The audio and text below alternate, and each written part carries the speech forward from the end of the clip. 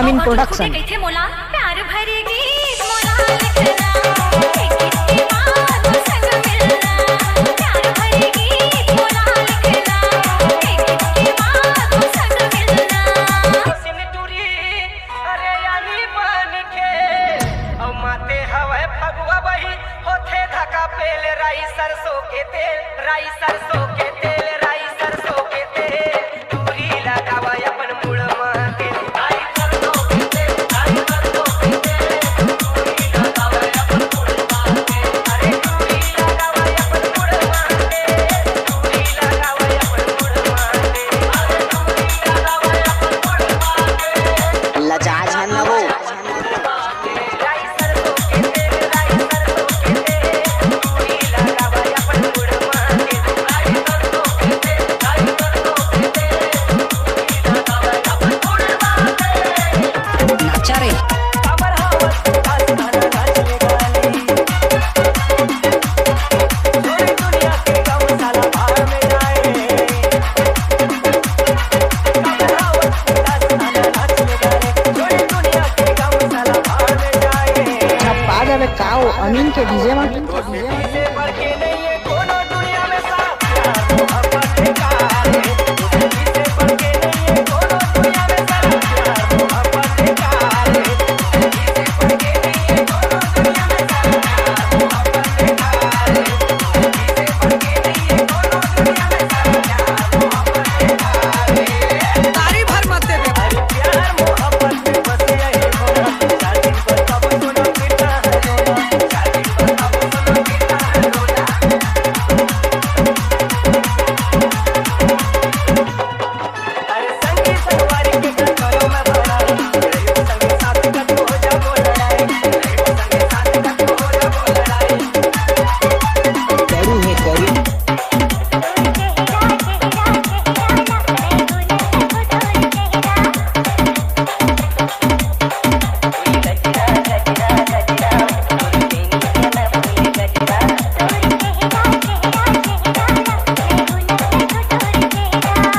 नाचा रे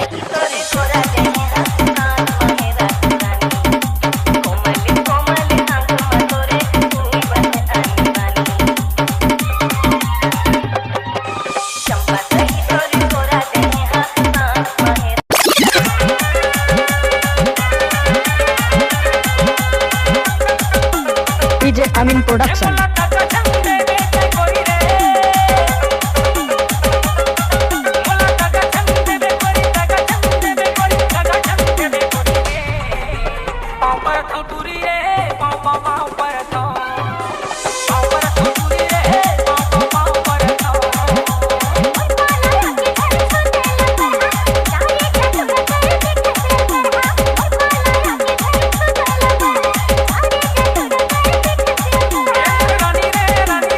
देख के नाचा वो मारपीट हो जाही।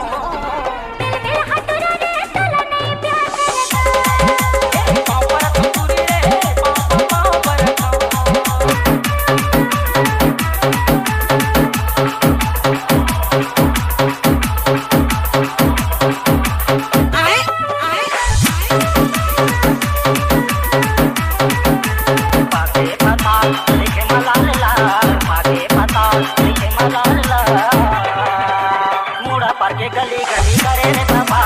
तोर बाजीला मचाए रे बाबा डीजे अमीन प्रोडक्शन। सारे कचुरारी तोरे चिकन चकरा आए लेके सेंडल वाले की देसी जा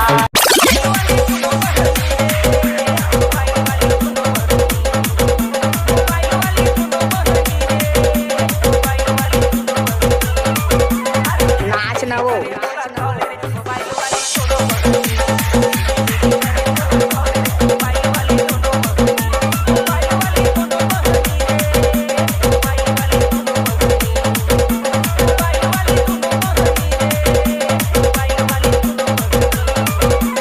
देख के नाचा वो मारपीट हो जाही।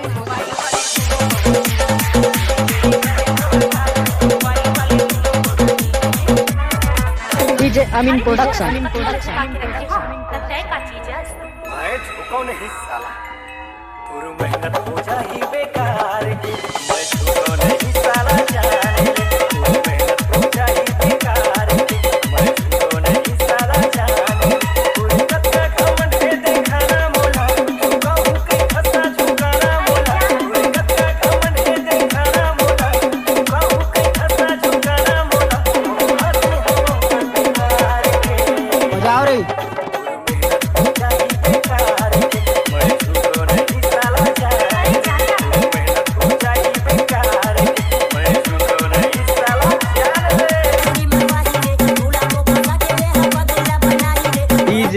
फिरोज करमंदी।